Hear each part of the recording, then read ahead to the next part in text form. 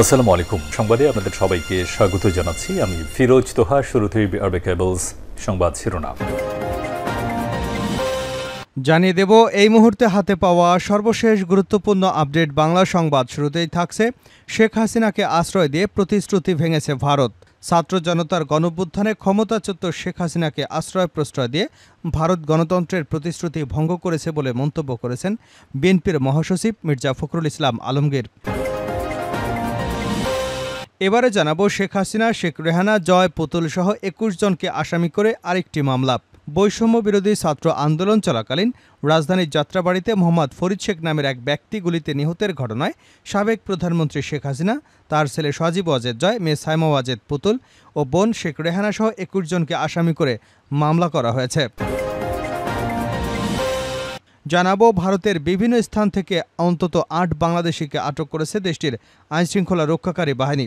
মহারাষ্ট্রের থানে এবং আসামের করিমগঞ্জ জেলা থেকে তাদের আটক করা হয়।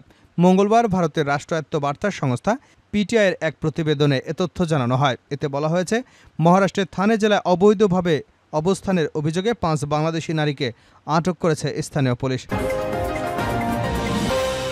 এবারে থাকছে মঙ্গলবার বাংলাদেশ জামায়াতে ইসলামী ও বাংলাদেশ লেবার পার্টি একসাথে এক মত বিনিময় সভা অনুষ্ঠিত করেছে। রাষ্ট্র সংস্কার, অর্থনীতি শক্তিশালী, পাচারকৃত অর্থ ফেরত আনা, আইনশৃঙ্খলা পরিস্থিতি, গণহত্যার বিচার এবং দেশের বিরাজমান পরিস্থিতি নিয়ে আলোচনা হয়। এদিকে নওগাঁয় ব্যাংক কর্মকর্তার স্ত্রী সন্তান হত্যাকাণ্ডে আসামির ফাঁসির আদেশ। নওগাঁ শহরের উকিলপাড়া আলটিমেট ড্রিম ভবনে নৃশংসভাবে ব্যাংক কর্মকর্তার স্ত্রী সন্তান হত্যাকাণ্ডের ঘটনায় অভিযুক্ত আসামিকে ফাঁসিতে ঝুলিয়ে মৃত্যুদণ্ডের আদেশ দিয়েছেন আদালত। মঙ্গলবার দুপুরে নওগাঁর অতিরিক্ত দায়রা জজ ২-এর আদালতের বিজ্ঞ বিচারক মোখলেজুর রহমান এ আদেশ দেন। রায় ঘোষণার সময় আসামি সুমন সরকার ওরফে টিটুকে আদালতে হাজির করা হয়েছিল। দণ্ডাদেশপ্রাপ্ত টিটু নারায়ণগঞ্জ জেলার ৬৫ বিকে রোড ১ নম্বর তুলারা মোড় এলাকার বাসিন্দা। এবং সর্বশেষ জানাবো ১,০০০ টাকার নোট বাতিলের খবর গুজব। অর্থ উপদেষ্টা ১,০০০ টাকার নোট বাতিল হচ্ছে এমন একটি খবর রটানো হলেও এটি গুজব বলে দাবি করা হয়েছে। এ ধরনের সিদ্ধান্ত অন্তর্বর্তী সরকারের পক্ষ থেকে নেওয়া হয়নি। মঙ্গলবার চীন এবং কানাডার রাষ্ট্রদূতদের সঙ্গে বৈঠক শেষে সাংবাদিকদের এক প্রশ্নের জবাবে একথা বলেন অর্থ ও বাণিজ্য উপদেষ্টা ড. সালেউদ্দিন আহমেদ। এতক্ষণ শিরোনাম শুনছিলেন, এবার বিস্তারিত। প্রিয় দর্শক, আপনি যদি এই চ্যানেলে নতুন হয়ে থাকেন, ভিডিওটি দেখতে দেখতে চ্যানেলটি সাবস্ক্রাইব করে আমাদের সঙ্গেই থাকুন। আর এই ভিডিও সম্পর্কে আপনি আপনার মূল্যবান মতামতটি কমেন্ট বক্সে জানিয়ে দিন। আর হ্যাঁ প্রিয় দর্শক, জানিয়ে দিন ভিডিওটি কোথা থেকে দেখছেন। শেখ হাসিনাকে আশ্রয় দিয়ে প্রতিশ্রুতি ভেঙেছে ভারত, ফখরুল। ছাত্র জনতার গণঅভ্যুত্থানে ক্ষমতাচ্যুত শেখ হাসিনাকে আশ্রয় দিয়ে ভারত গণতন্ত্রের প্রতিশ্রুতি ভঙ্গ করেছে বলে মন্তব্য করেছেন বিএনপির মহাসচিব মির্জা ফখরুল ইসলাম আলমগীর। মঙ্গলবার সকালে সদ্য নির্বাচিত বিএনপির স্থায়ী কমিটির সদস্য ও নেতাদের সঙ্গে দলটির প্রতিষ্ঠাতা শহীদ রাষ্ট্রপতি জিয়াউর রহমানের সমাধিতে শ্রদ্ধা নিবেদন শেষে তিনি কথা বলেন। বিএনপির মহাসচিব অভিযোগ করেন, ভারত শেখ হাসিনাকে আশ্রয় দিয়ে গণতন্ত্রের প্রতিশ্রুতি ভঙ্গ করেছে। দেশ ছেড়ে পালিয়েও ছাত্র জনতার বিপ্লবকে নস্যাৎ করার চক্রান্ত চলছে। বিগত দিনের জঞ্জাল দূর করে সুষ্ঠু অংশগ্রহণমূলক নির্বাচন আয়োজনে অন্তর্বর্তী সরকারকে প্রয়োজনীয় সময় দেওয়ার কথাও জানান মির্জা ফখরুল ইসলাম আলমগীর। এ সময় বিএনপির পক্ষ থেকে অন্তর্বর্তীকালীন সরকারকে সব ধরনের সহায়তার কথা উল্লেখ করেন দলটির কমিটির নতুন সদস্য মেজর হাফিজউদ্দিন আহমেদ। একই সঙ্গে অগাস্টের বিপ্লবে সেনাবাহিনীর অগ্রণী ভূমিকার প্রশংসাও করেন তিনি। অভ্যুত্থানে স্বৈরাচার পালিয়েছে উল্লেখ করে দলটির স্থায়ী কমিটির আরেক নতুন সদস্য ডাক্তার এজেডএম জাহিদ হোসেন বলেন, গণতন্ত্র পুনরুদ্ধারের আন্দোলনে যারা গুম হয়েছেন তাদের খুঁজে বের করা হবে। শেখ হাসিনা, শেখ রেহানা, জয়, পুতুল সহ ২১ জনকে আসামি করে আরেকটি মামলা।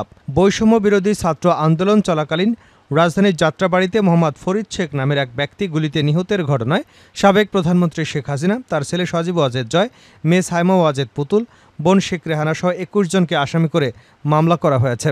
মঙ্গলবার ২০ অগাস্ট ঢাকার মেট্রোপলিটন ম্যাজিস্ট্রেট মোহাম্মদ শাকিল আহমেদের আদালতে মামলার আবেদন করেন নিহত ফরিদের বাবা মোহাম্মদ সুলতান শেখ। আদালত বাদীর জবানবন্দি গ্রহণ করে অভিযোগের বিষয়ে তদন্ত করে পুলিশ ব্যুরো অব ইনভেস্টিগেশনকে আগামী ১ অক্টোবরের মধ্যে প্রতিবেদন দাখিলের নির্দেশনা দিয়েছেন। মামলার অভিযোগে বাদী উল্লেখ করেন, গত ৪ অগাস্ট শেখ হাসিনার পদত্যাগের এক দফা দাবিতে ছাত্র জনতার তুমুল আন্দোলন চলাকালীন বিকাল ৩:৩০টায় ফরিদ শেখ যাত্রাবাড়ি ফ্লাইওভারের টোল প্লাজার দক্ষিণ পাশের রাস্তা দিয়ে তার ফলের দোকানে যাবার সময় পুলিশের গুলিতে মারাত্মক জখম হয়ে রাস্তায় লুটিয়ে পড়েন। গুলিটি ফরিদ শেখের পেটের ডান পাশে লেগে বাম পাশ দিয়ে বেরিয়ে যায়। আশপাশের লোকজন জীবনের ঝুঁকি নিয়ে তাকে মুগদা মেডিকেল কলেজ হাসপাতালে চিকিৎসার জন্য নিয়ে যান।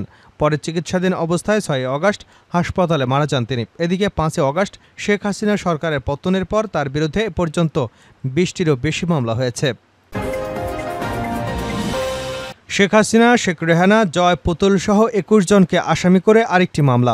বৈষম্য বিরোধী ছাত্র আন্দোলন চলাকালীন রাজধানীর যাত্রাবাড়িতে মোহাম্মদ ফরিদ শেখ নামের এক ব্যক্তি গুলিতে নিহতের ঘটনায় সাবেক প্রধানমন্ত্রী শেখ হাসিনা, তার ছেলে সজীব ওয়াজেদ জয়, মেয়ে সাইমা ওয়াজেদ পুতুল, বোন শেখ রেহানা সহ 21 জনকে আসামি করে মামলা করা হয়েছে।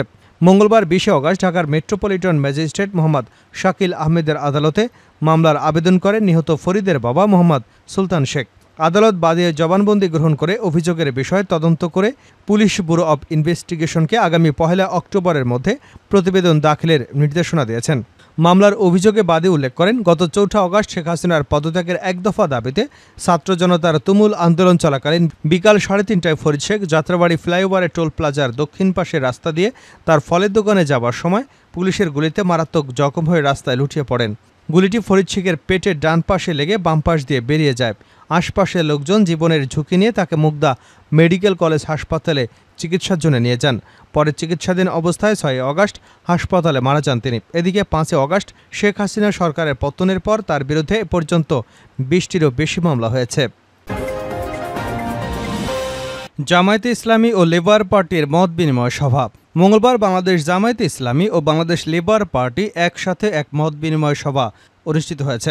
রাষ্ট্র সংস্কার, অর্থনীতি শক্তিশালী, পাচারকৃত অর্থ ফেরত আনা, আইনশৃঙ্খলা পরিস্থিতি, গণহত্যার বিচার এবং দেশের বিরাজমান পরিস্থিতি নিয়ে আলোচনা করা হয়। মত বিনিময় সভায় বলা হয়, অন্তর্বর্তী সরকারের প্রধান উপদেষ্টা ডক্টর মোহাম্মদ ইউনূস জাতীয় নির্বাচনের পূর্বে নির্বাচন কমিশন, বিচার বিভাগ, জনপ্রশাসন, আইনশৃঙ্খলা বাহিনী ও গণমাধ্যমের প্রয়োজনীয় সংস্কার করতে চান মর্মে কূটনৈতিকদের ব্রিফিংয়ে বলেছেন।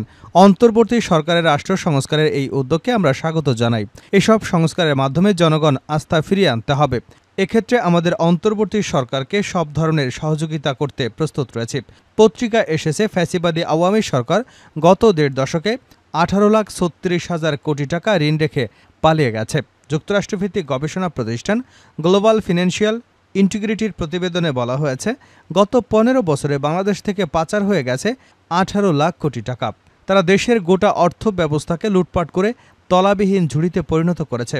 দেশের অর্থনীতিকে শক্তিশালী করার জন্য বিদেশে পাচারকৃত অর্থ ফেরত আনার ব্যবস্থা করতে হবে এবং সকল সেক্টরে দুর্নীতি বন্ধ ও জবাবদিহিতা নিশ্চিত করতে হবে। আইনশৃঙ্খলা পরিস্থিতি বিনষ্ট করার জন্য ফ্যাসিবাদের দোসররা ষড়যন্ত্র করে যাচ্ছে। তারা ভিন্ন ধর্মাবলম্বীদের উপর হামলা করে সাম্প্রদায়িক সম্প্রীতি বিনষ্টের চেষ্টা করেছে। তাদের এসব চক্রান্ত বন্ধ করার জন্য রাষ্ট্রীয় আইনশৃঙ্খলা বাহিনী সহ সকলকে সোচ্চার থাকতে হবে। 1000 টাকা নোট বাতিলের খবর গুজব, অর্থ উপদেষ্টা। 1000 নোট বাতিল হচ্ছে এ খবর রটানো হলেও এটি গুজব। এ ধরনের সিদ্ধান্ত অন্তর্বর্তী সরকারের পক্ষ থেকে নেওয়া হয়নি। মঙ্গলবার চীন এবং কানাডা রাষ্ট্রদূতের সঙ্গে বৈঠক শেষে সাংবাদিকদের এক প্রশ্নের জবাবে একথা জানান অর্থ ও বাণিজ্য উপদেষ্টা ডক্টর সালেউদ্দিন আহমেদ। তিনি আরও বলেন, চীনে ঋণের সুদ হার কমানো এবং পরিশোধের মেয়াদ বাড়ানোর প্রস্তাব দেওয়া হয়েছে।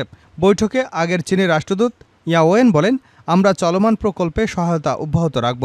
সচিবালয়, অর্থ এবং পরিকল্পনা উপদেষ্টার কার্যালয়ে ওই বৈঠক শেষে উপদেষ্টা ডক্টর সালেউদ্দিন আরও বলেন, 18 লাখ কোটি টাকা ঋণ মাথায় নিয়ে কাজ শুরু করেছে। এটি চ্যালেঞ্জ বটে। এখন থেকে ঋণের অর্থের ব্যবহারে গুণগত মান নিশ্চিত করা হবে।